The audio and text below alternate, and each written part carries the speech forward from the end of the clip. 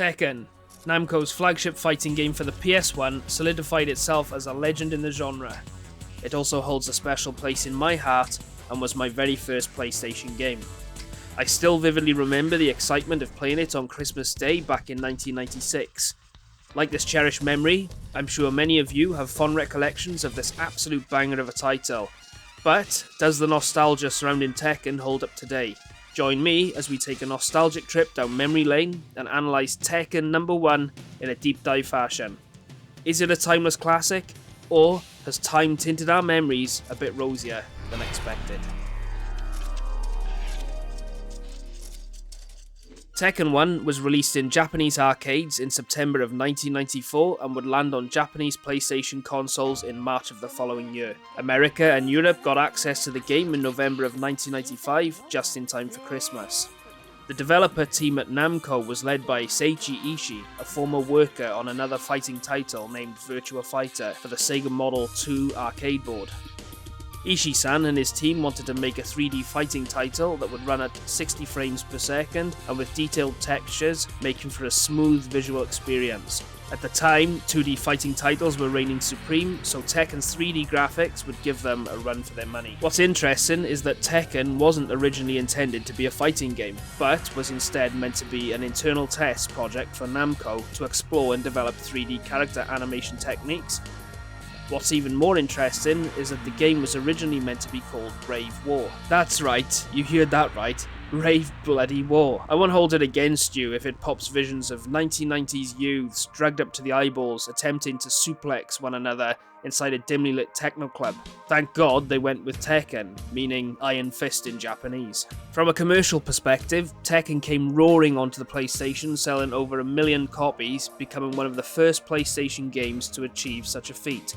Tekken's ambition to push the boundaries of 3D graphics on the PlayStation paid off. The game stood out in a market dominated by 2D fighters and helped pave the way for future 3D fighting games. After booting up Tekken and watching the intro FMV, it's time to get stuck in. The main menu shows the 3 options: arcade, 2-player mode, and test mode, which, when I think about it, is a weird name for what is now commonly known as the option mode. Having clicked arcade mode, we're presented with the roster of the 8 characters mentioned in the game manual, which I will go into more detail about later in the video. It's funny to see that Tekken is true to form in that when selecting one of the characters, you're presented with a 20-second countdown, which I would assume would be there to stop people from trying to hog the machine in the arcades. It's only reasonable that I let the timer automatically run out upon Tekken 1's golden boy, Kazuya Mishima, to let the game begin. After not playing Tekken for quite some time, I can't help but feel like my hands are not as nimble as they were when I was a kid. I'm only 34, but still, the gameplay doesn't feel as fluid as it once did, and going back to the D-pad feels a bit more clunky in contrast to today's analog stick. Even with my shortcomings, I must emphasise that the Tekken fighting system back in 1994 was quite innovative in that games like Street Fighter 2 opted for buttons that would be based on power, whereas Namco decided to break up the PlayStation buttons into limbs. If you press the square button, the character will perform a left jab, the triangle button a right jab, and the cross and circle the leg kicks respectively. Not only can you isolate the character's limbs, but Tekken allows for various grappling and special moves executed when the player presses the cross and square or the triangle and circle buttons simultaneously. The D-pad is used to move the character on the horizontal field either left to right or allow the character to moon jump or crouch. If you press up and right together, the character will jump to the right. If you press down and right together, they'll shift across the screen to the right. This is also true of pressing the left button in the opposite direction. Suppose the player inputs a correct set of buttons. In that case, the character can perform a combination move. Whilst there are some overlaps between certain unlockable characters and the default characters, most characters have unique combinations and moves in their arsenal. Whilst this might sound relatively easy, it gets a bit more complicated as some moves require timing. Even trickier, some moves require the player to tap the D-pad in one direction and follow with the press of one of the shape buttons.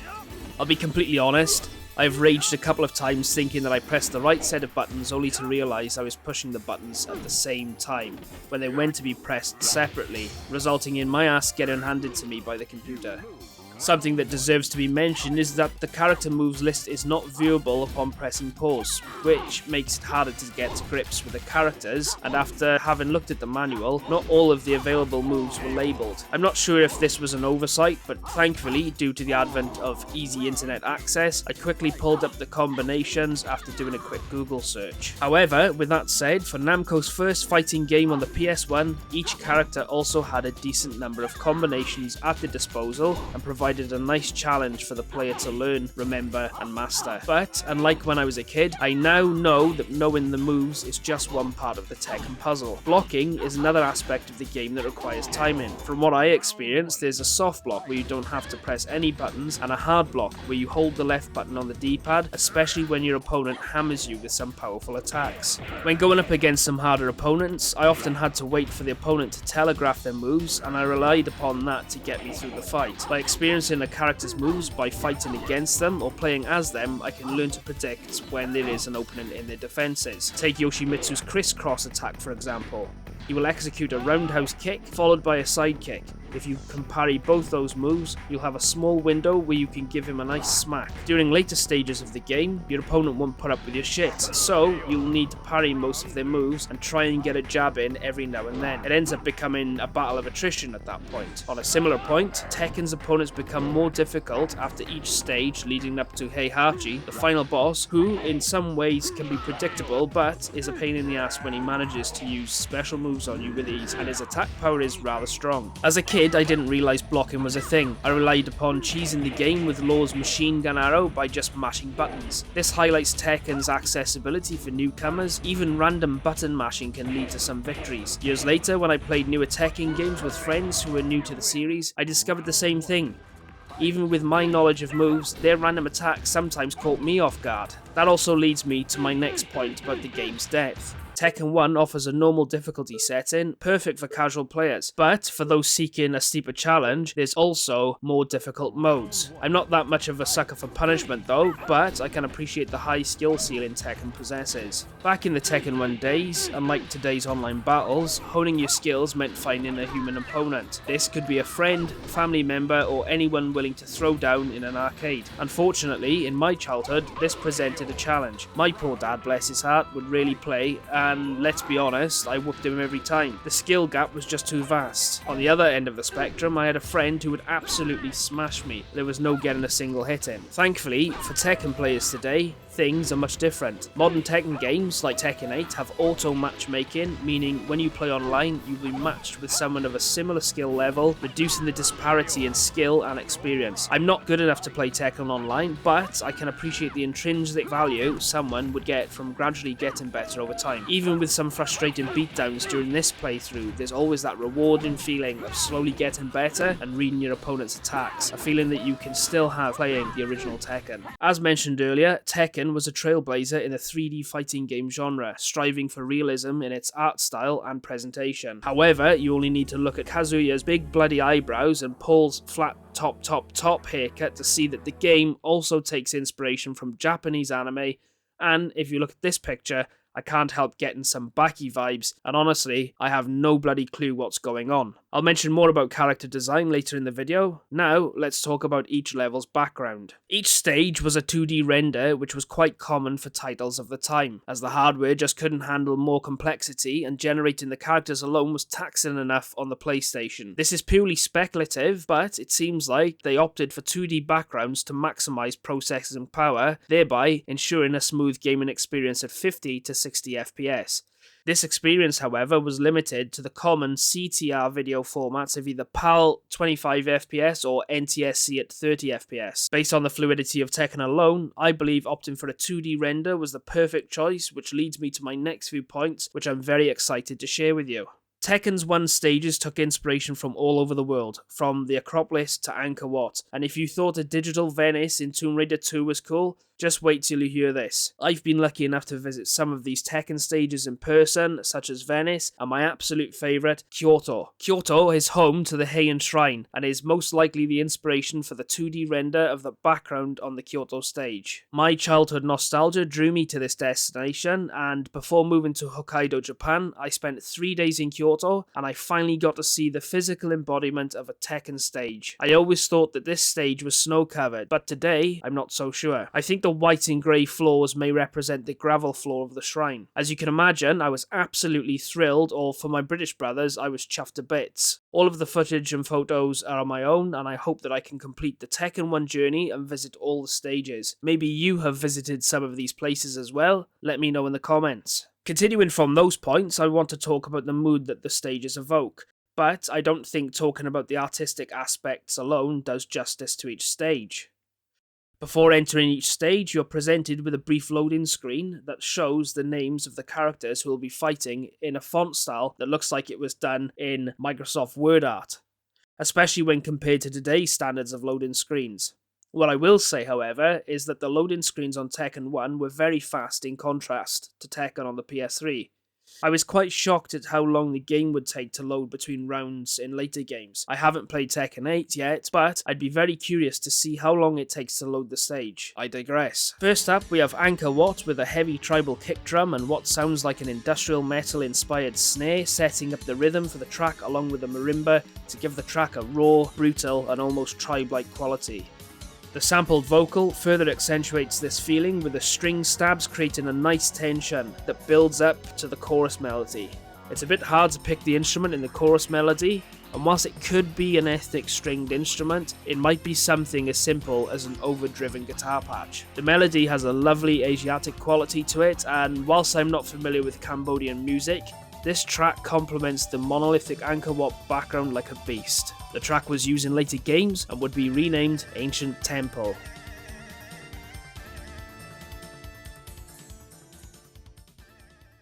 Welcome to the Windy City. This track makes me long for the nostalgic nights that never were. I would often imagine that one day I would go to Chicago as an adult, and I don't know, loiter and have a drink on some random city rooftop, looking at all the lit up windows of skyscrapers and apartments, just wondering what people are doing in that specific moment in time.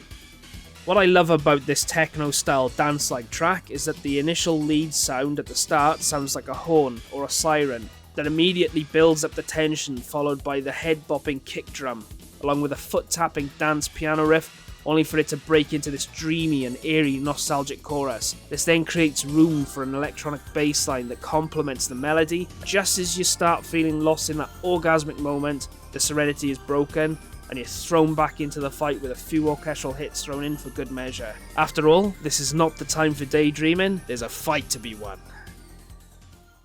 Over to Fiji now, and I hope you brought your suntan cream and coconut water as we take a look at this very tropical themed track. Simply labelled Fiji in Tekken 1, but later called more vigorously in Tekken 2. I think that name is really apt. As soon as the level loads, a trumpet rips onto centre stage, followed by a vigorous kick drum, which sets up the pace for the song. Very soon after that, a high-pitched tremolo of the steel drums encapsulates the sun-kissed vibe, and eventually your cocktail glass is full to the brim as the heady flute carries you off on your couch and into paradise. King George Island.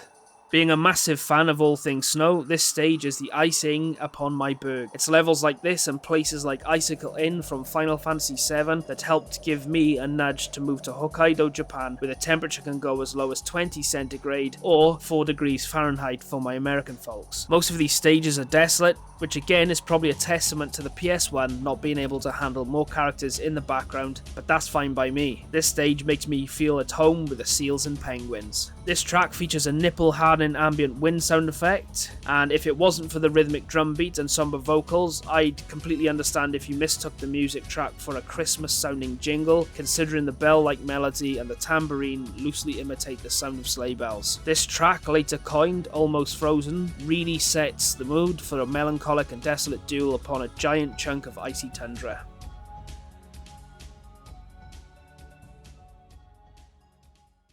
Marine Stadium in Chiba, Japan. It was only after arriving in Japan in 2023 that I realised how baseball mad the Japanese are, and that same year they won the Baseball World Cup. When I was a kid, I thought this stage was a football stadium, and I didn't have a clue that it was associated with baseball. How I confused the pitcher's mound with the corner of a football pitch, no one knows. The logos on the board in the background say Kin, which means gold, and Ishi, which means stone. I couldn't find any more relevance about them other than that. They may have been placeholders for potential advertisement within the game. To me, the music track sounds like it would be well placed in a sports equipment advert, and immediately kicks off with a few orchestral hits and some high-pitched electric string stabs that make me think of that squeaky sound your shoes make when you're playing sports in an indoor hall. The chords in the track sound like a harpsichord or some type of plucked instrument or hammered stringed instrument. The track is then topped off with an overdriven lead guitar and lead synth, complementing the energetic and new shoe smell vibe that it portrays. Before Tekken, Monument Valley had been featured in many old western films, and this rendition provides a brutal and unforgiving setting. Located in Arizona, USA, the sun is setting on the buttes in the distance and on the fighting characters, casting their shadow towards the player. As some of you will know, in a desert, the blistering hot day gives way to a bitter cold night. The shift in time is portrayed through a dual-tone sky going from yellow and bright blue to orange and dark purple. The soundtrack enters the stage with an ominous growling bass, which is then met with dread-inducing vocals with layered reverb to complement the barren and spacious feel of the environment. Like King George's Island's track, this has an ambient wind sound that hits a bit differently. Finally, the tension is diverted, but not subdued by the occasional rattlesnake sound. This track is probably the most sparse in terms of percussive rhythm, which emphasises the bleak setting, and had the stages not been random, would have been a great sub-boss soundtrack to instill some helplessness into the player. And now for China.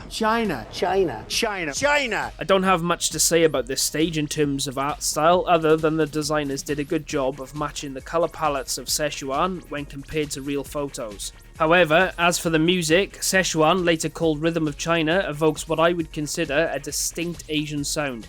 If you remember smashing out some Asian-inspired bangers on one of those little battery-operated keyboards as a kid, you'll remember smashing on all those black keys. Rhythm of China gives me similar vibes, but don't quote me on this, I think the song relies heavily on a pentatonic scale for the most of the track, maybe with some B minor thrown in for some good extra tension.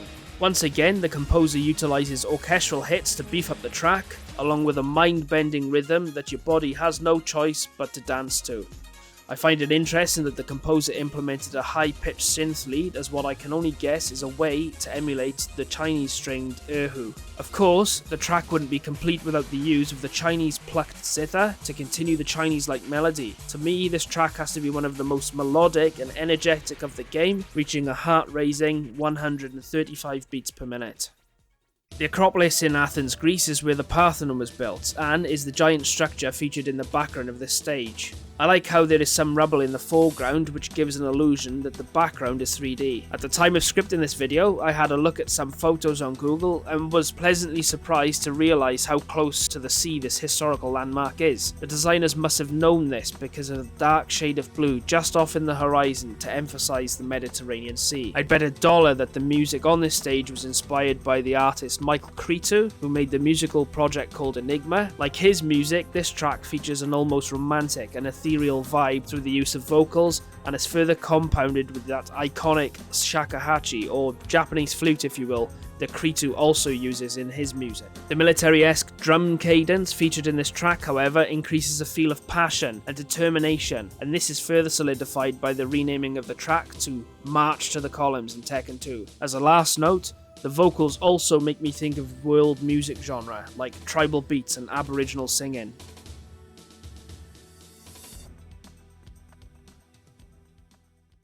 Ah, old bloody Blighty, a stone's throw away from my home in Wales, and yet I've never been there. And talking of stones, the stage and track are called Windermere in Tekken 1, but the track was later reused in Tekken 2 and called Made of Stone. When it comes to the map's graphics and theme, I have to address the elephant in the room. In what world does the UK have pristine skies like that? If not for the mini cumulonimbus, I would have thought this stage would have been set somewhere in the southern hemisphere. The stage features a somewhat obvious replication of the mountains in the background, 10 points from Gryffindor for that one. However, it does a good job of casting the mountain's reflections onto England's largest lake. As for the music, the track kicks in with a savage-like percussion, which is clearly a running theme throughout the game. I can't really pick the other sounds after that, but if I had to guess, I would say it sounds like a dark mallet type instrument. However, I'm pretty sure the next instrument is a muted trumpet, which gives a jazzy and funky vibe, but is then taken over by a chime-like sound that once again feels like it's playing on some of the Asian themes from the other soundtracks in the game. Venezia. As I mentioned earlier, I have been to Venice and it was one of my favourite destinations when I went on a European tour. The backdrop for this stage shows St. Mark's Square, with the iconic tower being the tallest building shown. What I find interesting is the placement of the stage and camera. If the stage was set in the actual square, the camera and fighters would be too close to capture everything in the frame. After checking Google Maps, I noticed some mini islands nearby and realised there was no better place for the stage than here. Unless Heihachi splurged on a large Venetian themed flotation device as a makeshift arena, I'm out of ideas. The track would later be named Surprising Truth in Tekken 2 and has a very dramatic feel to it, with the vocals, synth violins and industrial sounding clicks. There is a magical and proud feeling to this track that is built up with orchestral hits, what sounds like an oboe or some sort of reed instrument. The track also creates a feeling of grandeur, with a relentlessly rapid classical piano melody added into the background. Finally, we come to my ultimate favourite stage, Kyoto. The music in this stage begins with an arpeggio played upon a synthetic version of the Japanese string koto. The track features various sounds from traditional Japanese kabuki and Noh theatre music, ranging from the nokan flute, the temple woodblocks, and the kakegoe, which is called shadow voice in English, and sounds like this. Yoo! What I find really interesting about this track is that I can't help but feel the group Orbital took inspiration from Tekken for the Mortal Kombat ending soundtrack to the film, and even the ending of Mortal Kombat film makes me think of King's ending, which I will show later in the video. As I mentioned earlier, I thought this stage was covered in snow, and because of that I mentally attribute it to freshly fallen snow, or the early days of winter, where you now have a relief from a hot summer. It gives me vibes for fresh beginnings with a clean piece of paper, zen-like quality, or when you walk outside on a crisp cold morning and take a deep breath of cold clean air. If you didn't know, you can press select during the game, which will pan the camera in various angles, but I've never personally found any real use for it. Before I move on to the sound design section, I wanted to give a brief nod to the special effects in Tekken. I think the use of shadows was well done, especially considering the placement of the sun, such as in the Monument Valley stage. I also like the sparks that fly off each character's hand when one of their limbs connects with their opponent. Other than this, I don't have too much else to say, considering the game leans more towards realism.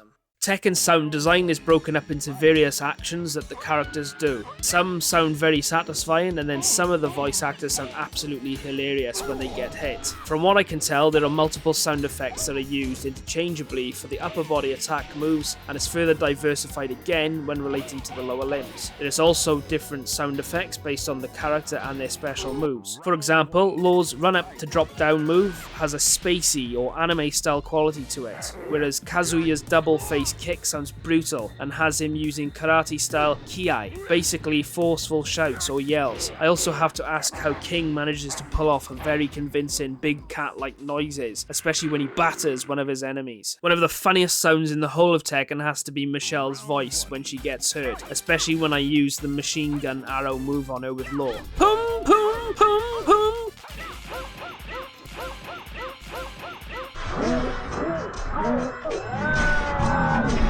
I think one of the biggest draws to Tekken revolves around the awesome and unique character lineup, along with the lure of unlocking some of the hidden characters. Once you defeat Heihachi with the character, you'll be rewarded with a new character and a full motion video about the character you just beat the game with. I'm now going to break down the storylines of the characters and show their unique endings. Our first character on the list is Kazuya Mishima, and the game manual says the following.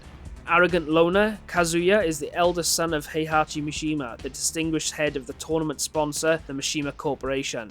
His appearance in the tournament is just part of a long-term battle of wills with his father. Now, I must say, whilst I have quite a bit of nostalgia about the manual of Tekken, I think the manual could have been much better.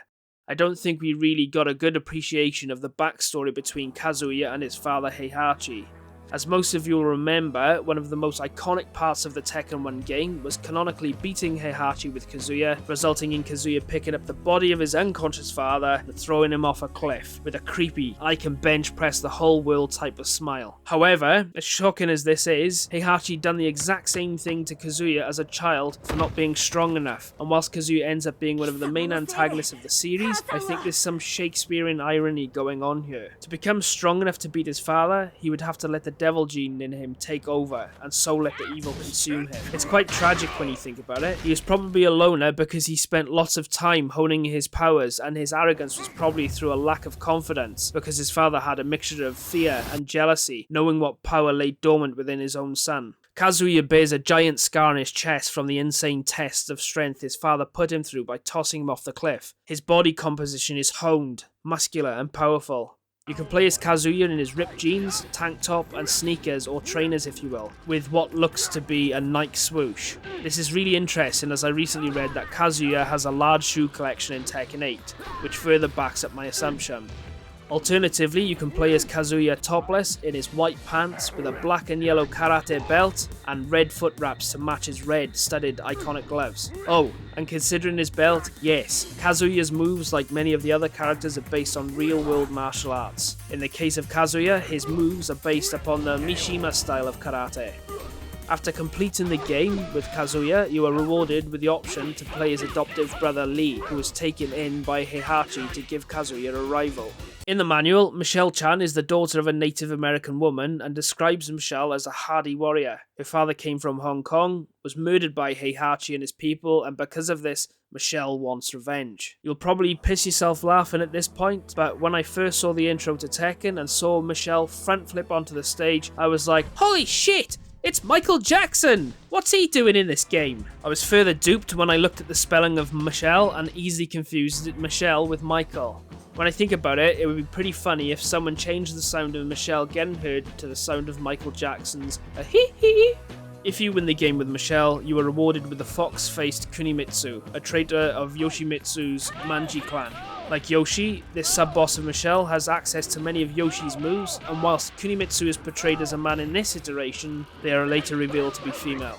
Michelle wears a feather headdress, which gives a nod to her Native American heritage. She has some denim shorts and what looks to be knee-high moccasins. I would have to say that my favourite move of Michelle's would be a G-clef cannon, which manages to provide a wider vertical radius, meaning it's easier to time her moves, and the best part about that is it's quick and is one of her basic moves. Can the real Bruce Lee please stand up? Martial Law wants to open a fighting school and has joined the tournament for fame and money. He is a dead ringer for Bruce Lee, considering his Chinese ethnicity, Jeet Kune Do style moves, his yellow jumpsuit, and the stereotypical shouts that Bruce Lee would make when attacking. I have two nostalgic stories related to Law in my childhood. One morning, when I was around 7 years old, I went to the school, and before going into class, I had to hang up my coat in the cloakroom. I can vividly remember trying to run up the wall and do a backflip like Law from Tekken, but let's be honest, if I could go back in time and record myself trying that move, it would have looked absolutely nothing like Law's run up to drop down move, and I think my imagination was far bigger than my ability. With that being said, if it wasn't for Tekken, I wouldn't have won most of my childhood fights. I can also remember getting into a fight with one of my mates. I vaguely remember that they were being stroppy, and I said something that rubbed them up the wrong way, and they came at me. Put them in a headlock, and I gave them the Law. Around this time, my biological father had left, and so I had to latch on to and have a father figure show me the ropes. Thanks, Dad. Thanks, Law. If you beat the game with Law, you're rewarded with access to Wang, who fits the wise old Chinese martial arts master trope to a T. I think the FMV for Law does him dirty on two levels. In the intro, it looks like he's eaten too much bread and is shitting his pants, and in his end movie, he looks more androgynous than his picture in the game manual or in future Tekkens for that matter. Oh, and a quick point, one of his moves is called Rave War, given a nod to the former Conception name. In Tekken 1, Paul Phoenix is attempting the Tekken tournament to prove himself against Kazuya after drawing against him in a fight that precedes the game. You could say that he also is in the tournament as a form of revenge. His Tekken 1 attire is either his red judo gi or his motorbike clothes. I don't have too much to say about Paul other than I'm pretty pissed with what they've done to his hairstyle in Tekken 8, as he now just looks like a middle-aged Karen. It pisses me off when they mess with character designs like that. The lore says Paul created a new nemesis in the game by way of the unlockable character Kuma, Japanese for bear, who you receive after beating the game with Paul and whom Paul canonically beat. I've listened to other YouTubers cast shade on poor old Kuma, saying that he's ugly in Tekken 1, but I reckon he looks cute, and Heihachi is lucky to have him as a pet. Just imagine, a whole fucking bear in your garden that you raised from a cub and taught it to fight. Even though Paul beats Kuma in Tekken 1, and even with his impressive judo moves, Paul was unable to beat Kazuya in this first tournament. One of my favourite moves with Paul is one where he sweeps his opponent and then gives them the shoulder. It does decent damage and can be followed up with a kick to your opponent's head whilst they're on the ground. Yoshimitsu has to be one of the biggest oddballs of the series, yet he is also one of the most chaotic good characters of the game. This can be seen during his ending when he rides through Tekken's slums of San Francisco and opens up a case of money as he rides by on horseback, where the money flies up into the air, giving Law another one of his pants-shitting moments. Yoshimitsu belongs to a group of thieves, is a boss with his katana and knows jujitsu. The manual says he's an automaton, but I always thought he was human with a Hanya mask on. The Hanya mask that he wears represents a jealous female in Japanese tradition, and whilst it looks cool, you could also say it looks pretty scary. Yoshimitsu is the only default character in Tekken 1 that has the use of a weapon, and if timed right, you can inflict serious damage and cheese the absolute shit out of the game. If you beat the game with Yoshi, you are rewarded access to Ganryu, a powerhouse of a sumo wrestler, Yoshi's sub-boss in the game. Ganryu fancies Michelle and later her adoptive daughter in the future installments of Tekken. Dirty bastard. I have a bone to pick with Yoshimitsu, and that is, as much as I love him as a character and know so many of his moves, it was an absolute nightmare trying to beat the game on normal mode with him. My favourite moves of his would have to be Shark Attack, which sees him launch himself forward into something of a cartwheel and then a second spin, which works as a really damaging combo. And now for our sexy token blonde girl, Nina Williams. She is a trained assassin and is fast and deadly. There is speculation that someone paid her to enter the tournament to put a hit on Heihachi. Nina has access to some decent throws which can be attributed to her training in Aikido. She's also trained in Koppojutsu, which emphasizes direct force against the core of the opponent's body, with the skeleton being the main target, because if the opponent has a broken limb, they'll be unable to use it and the pain may be so high that they will lose their resolve. It's pretty scary stuff. As much as she is beautiful, I can't help but laugh at her resting bitch face, or as I like to say, she has a face like a slapped ass. Nina precedes Uma Thurman's portrayal of the bride in Kill Bill. Still, I get the same badass vibes from them both, especially considering they're both assassins. Nina's two dress styles comprise a purple skin-tight bodysuit with a yellow sash. Alternatively, she wears black 3/4 track bottoms with what looks like a sports bra and some arm warmers. This is in contrast to Nina's sub-boss, Anna Williams, and is in fact her younger sister who wears much dressier outfits than Nina in this Tekken. The sisters were raised in Ireland by their father, also an assassin. While Nina's ball kicking move is not featured in this Tekken, I do enjoy her aptly named Blonde Bomb, where she does a double-handed push against her enemy. King. Just like in Freddy Got Fingered, I needed to get inside the animal to become the animal. Another ridiculous moment for me was when I assumed scratching my arms like a tiger would somehow make me like King. What I didn't realise was that King was a human with a mask on. The shit you do when you're a kid, I tell you. As I'm 34, I no longer self-harm, I promise, and I now understand that King was from Mexico, and because he's a wrestler from that region, it makes sense that he would wear a lucha libre style mask. Interestingly, having searched, I couldn't find a Mexican King alike, but I did find a Japanese wrestler called Satoru Sayama, who donned a tiger mask in his wrestling days. I can only assume that Tekken's creator or one of the other devs looked up to this guy and decided to put his likeness in the game. After all, Tekken's chief producer said that his personality is similar to that of Kazuya's, and that his father also shares a similar personality to Heihachi, Kazuya's dad.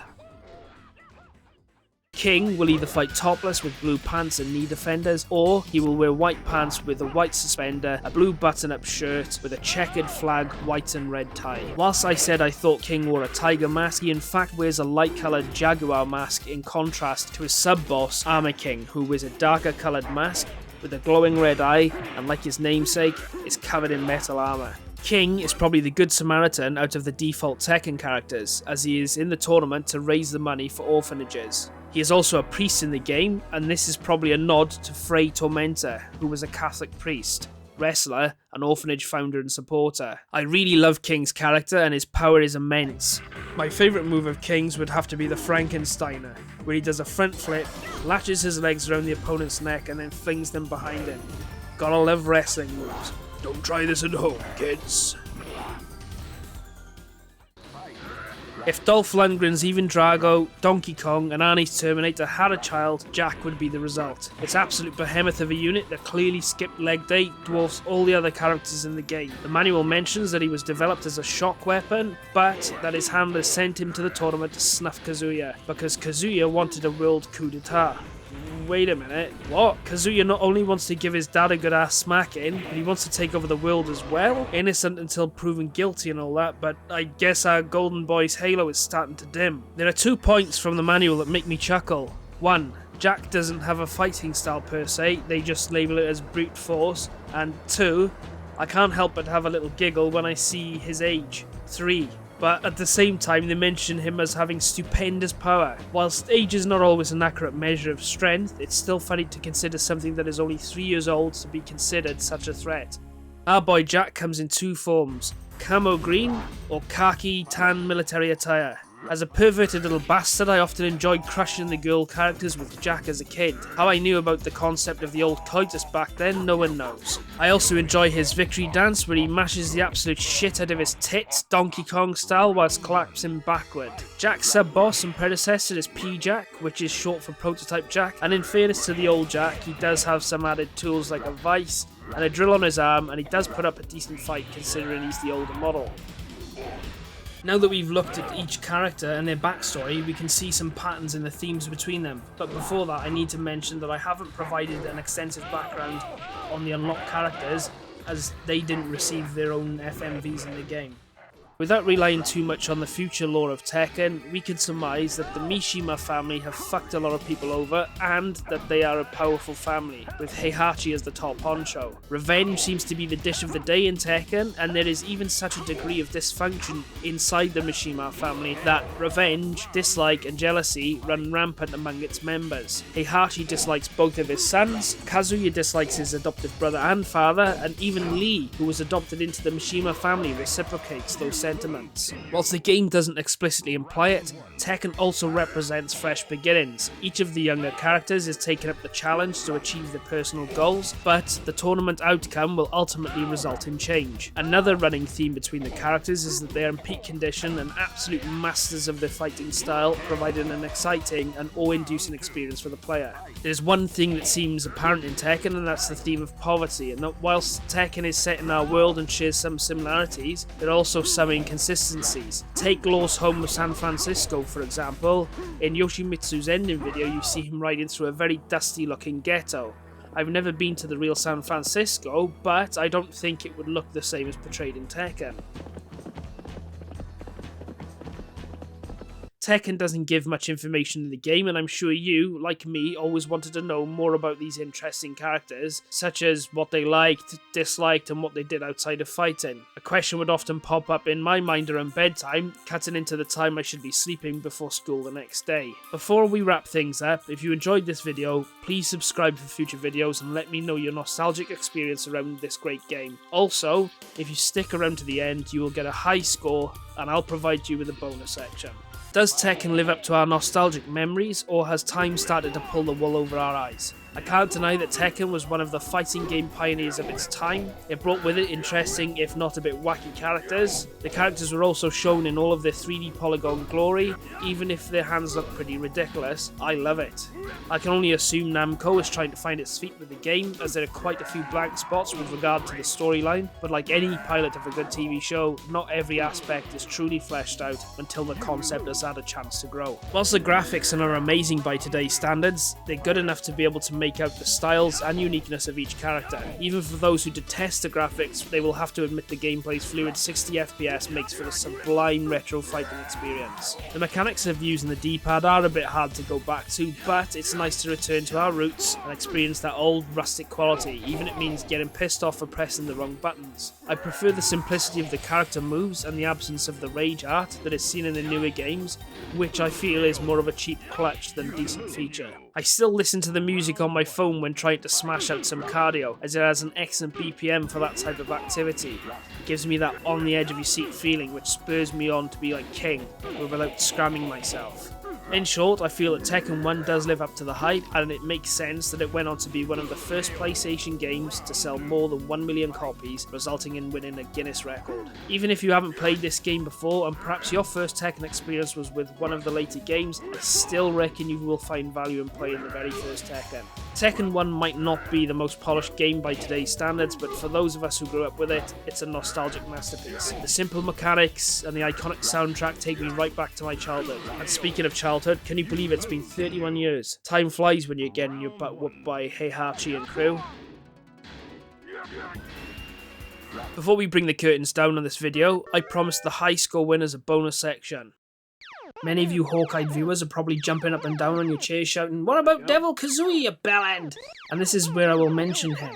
Before starting Tekken, players are given the opportunity to play one of Namco's awesome Space Invader-like games called Galaga. The game operates in a similar way to Space Invaders in that the aliens move in a top-to-bottom fashion. However, in Galaga, they can also move in and out of the horizontal screen, which ups the ante in comparison to Space Invaders. In order to get access to Devil Kazuya, you will need to get a perfect score on each level of the Galaga game throughout all of its 8 stages. I'm not going to lie, this is really hard to achieve, and so, just like in the days of old, where I would buy magazines with cheat codes or Game Shark codes, I cheated this bad boy by inputting the Devil Kazuya cheat code into the Game Shark, and voila!